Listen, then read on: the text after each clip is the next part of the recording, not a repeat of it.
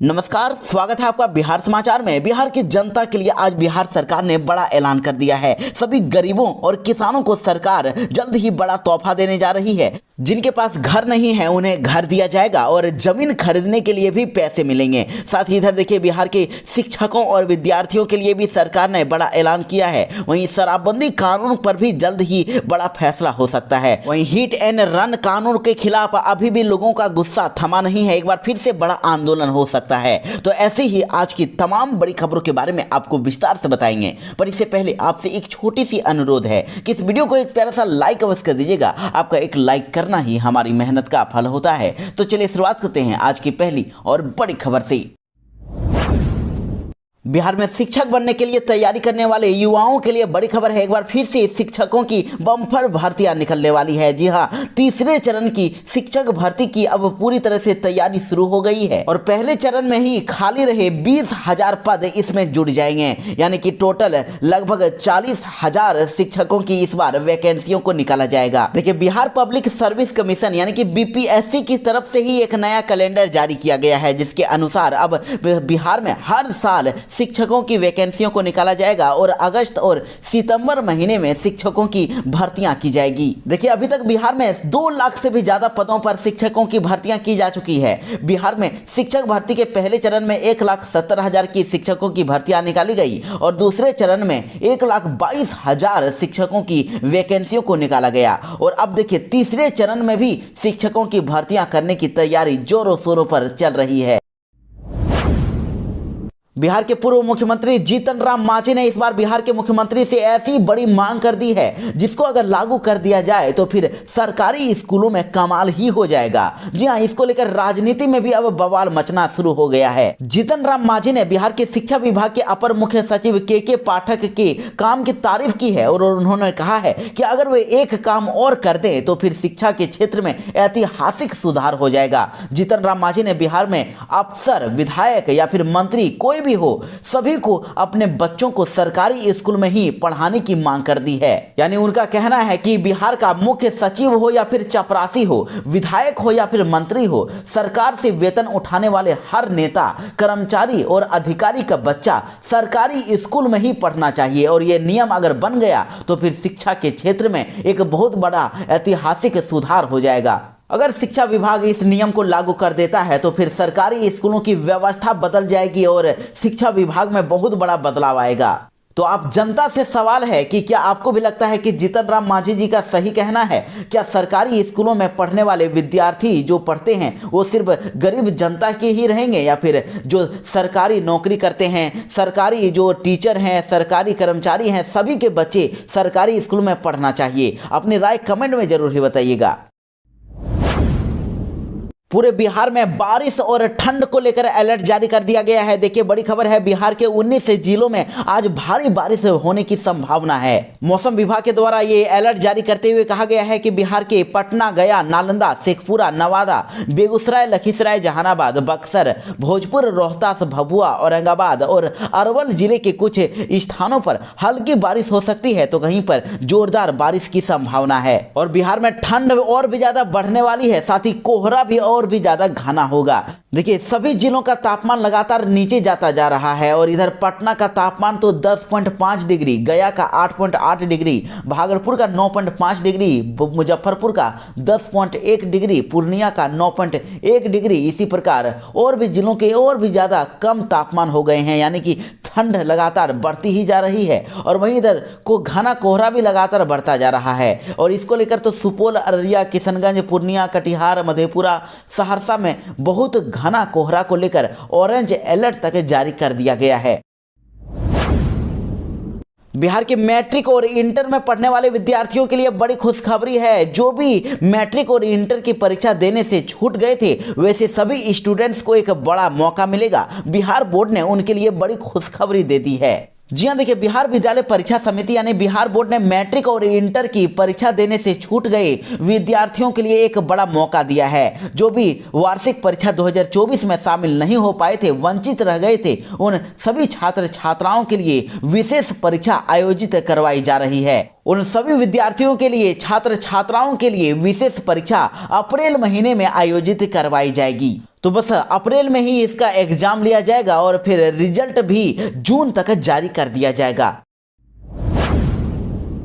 सरकारी नौकरी की तैयारी करने वाले युवाओं के लिए बड़ी खबर है। देखिए, रेलवे भर्ती बोर्ड में इस बार बम्पर बहाली को निकाल दिया गया है। जी हां, देखिए, रेलवे भर्ती बोर्ड यानी कि आरआरबी ने अधिकारी के तौर पर रेलवे सुरक्षा बल यानी कि आरपीएफ और रेलवे सुरक्षा विशेष बल यानी कि आरपीएसएफ में कांस्टेबल और उप निरीक्षक के पदों के लिए भर्तियां निकाली है और टोटल 2250 वैकेंसियों को निकाला गया है, जिसमें से 2000 कांस्टेबल और 250 एसआई की भर्तियां की जाएगी और इसमें महिला और पुरुष दोनों ही उम्मीदवार आवेदन कर सकते हैं। तो जो भी इच्छुक उम्मीदवार आरपीएफ के इस वैकेंसियों को भरना चाहते हैं वो आरपीएफ की ऑफिशियल वेबसाइट rpf.indianrailway.gov.in पर जाकर ऑनलाइन आवेदन कर सकते हैं। वैसे अगर एज लिमिट की बात करें तो आवेदन करने के लिए कांस्टेबल पदों के लिए एज लिमिट 18 से 25 वर्ष रखी गई है। वहीं आरपीएफ एसआई पदों पर आवेदन करने के लिए 20 से 25 वर्ष एज लिमिट को रखा गया है। तो जो भी रेलवे में नौकरी करना चाहते हैं वो जल्द से जल्द इसमें अप्लाई कर सकते हैं। चुनाव का समय जल्दी ही नजदीक आ रहा है, लेकिन इससे पहले ही बिहार सरकार नौकरी बांटने पर लगी हुई है। देखिए, जी हां, 6 जनवरी को अब मुख्यमंत्री नीतीश कुमार खिलाड़ियों को नियुक्ति पत्र सौंपने वाले हैं और साथ ही टीचरों को भी बड़ी खुशखबरी मिलने वाली है। और कहा जा रहा है कि चुनाव से पहले ही जनता को अपने पक्ष में करने के लिए तमाम राजनीतिक दल अलग अलग तरह के दाव पेच लगा रहे हैं। इसी कड़ी में बिहार में भी सत्तारूढ़ महागठबंधन अब राज्य की करीब 81 युवाओं को नौकरी के लिए अब ज्वाइनिंग लेटर सौंपने जा रहे हैं। आपको बता दें कि मुख्यमंत्री नीतीश कुमार कल एक कार्यक्रम में 81 खिलाड़ियों को नौकरी का नियुक्ति पत्र सौंपेंगे और ये नौकरी मेडल लाओ नौकरी पाओ के तहत दी जा रही है। तो जिसमें से 35 खिलाड़ी सब इंस्पेक्टर बनेंगे और 17 खिलाड़ी विज्ञान प्राविधिक एवं तकनीकी शिक्षा विभाग की लिपिक पद पर ज्वाइन करेंगे। तो इस प्रकार टोटल 81 खिलाड़ियों को सरकारी नौकरी दिया जाएगा। और यही नहीं, देखिए, आपको यह भी बता दें कि बिहार के शिक्षक बहाली के दूसरे चरण में जितने भी शिक्षकों की बहाली हुई है उन सभी शिक्षकों को अब जल्द ही ज्वाइनिंग लेटर दिया जाने वाला है और मुख्यमंत्री नीतीश कुमार खुद 13 जनवरी को पटना के गांधी मैदान में शिक्षकों को नियुक्ति पत्र बांटेंगे। तो मुख्यमंत्री नीतीश कुमार और उप मुख्यमंत्री तेजस्वी यादव की मौजूदगी में एक साथ 25,000 शिक्षकों को ज्वाइनिंग लेटर दिया जाएगा।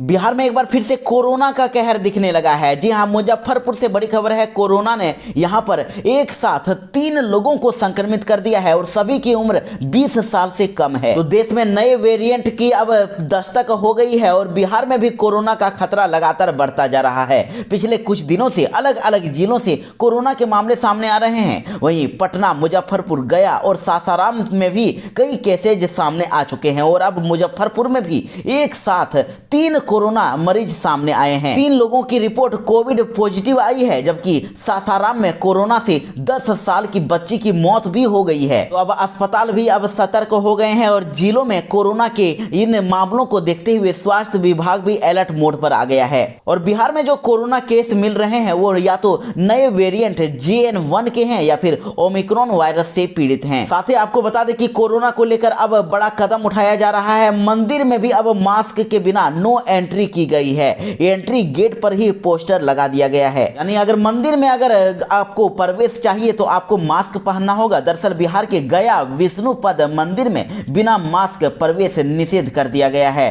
कोई भी बिना मास्क के यहां पर एंटर नहीं कर सकता।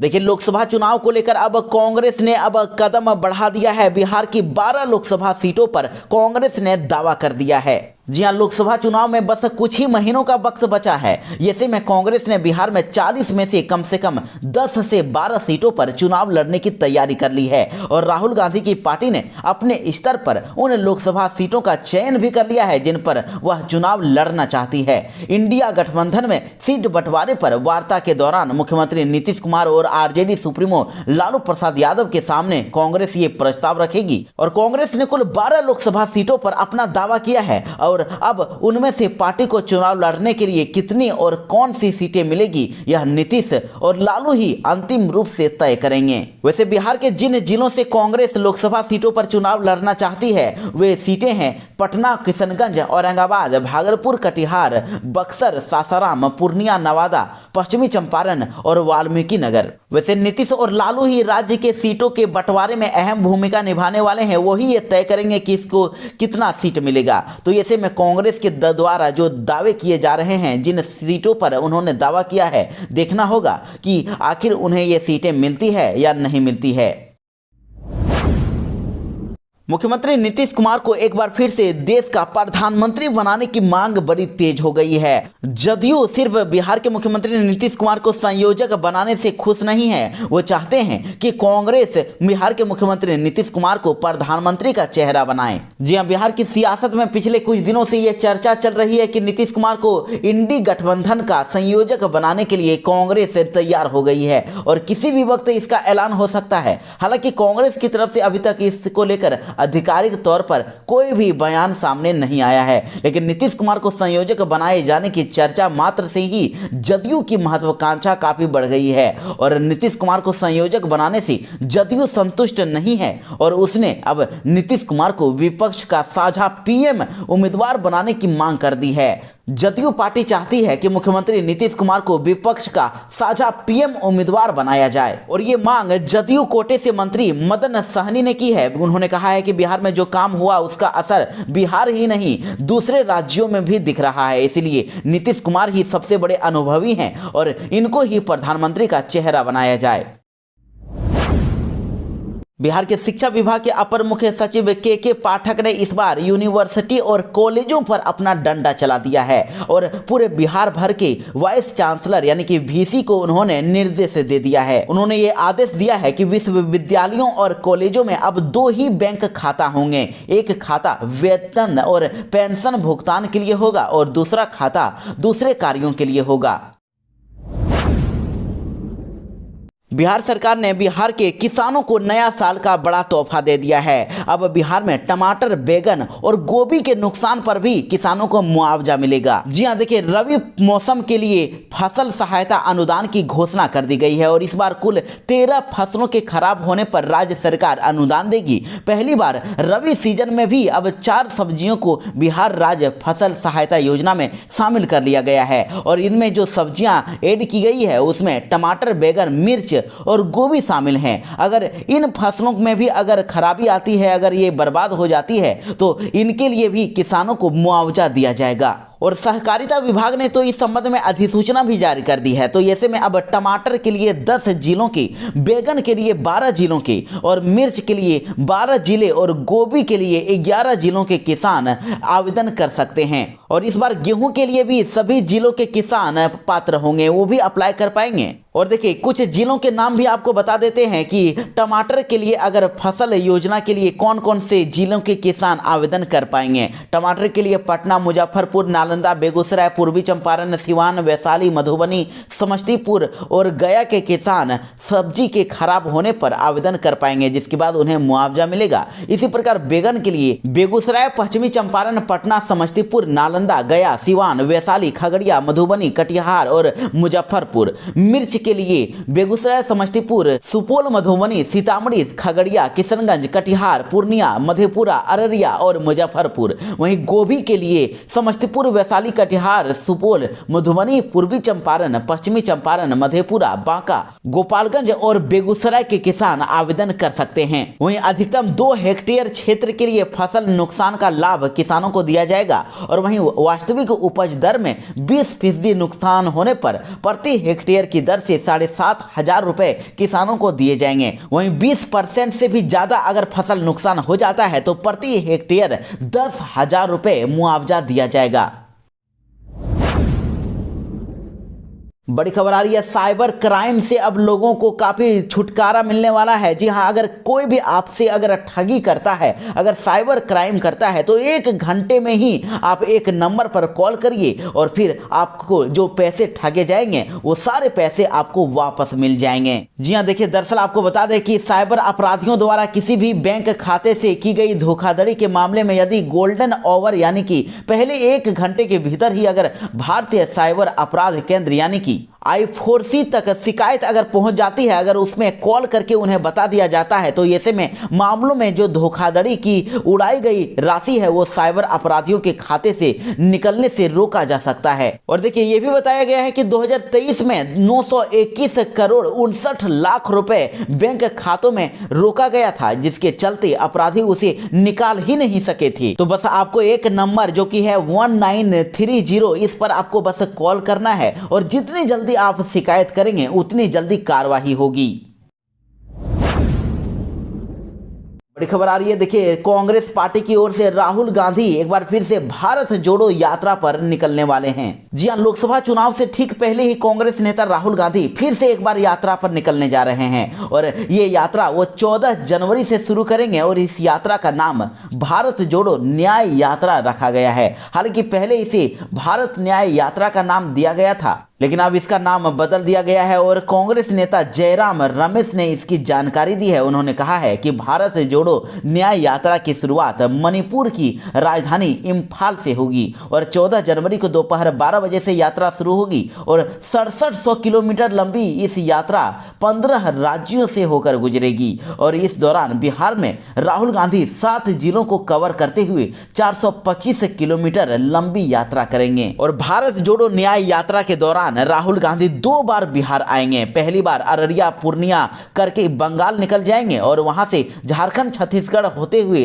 दोबारा सासाराम से बिहार घुसेंगे और वाराणसी के रास्ते उत्तर प्रदेश में प्रवेश करेंगे और राहुल गांधी की भारत जोड़ो यात्रा मुंबई में खत्म होगी। तो इस यात्रा के लिए कांग्रेस पार्टी की तरफ से इंडिया गठबंधन के सभी दलों को न्योता दिया गया है।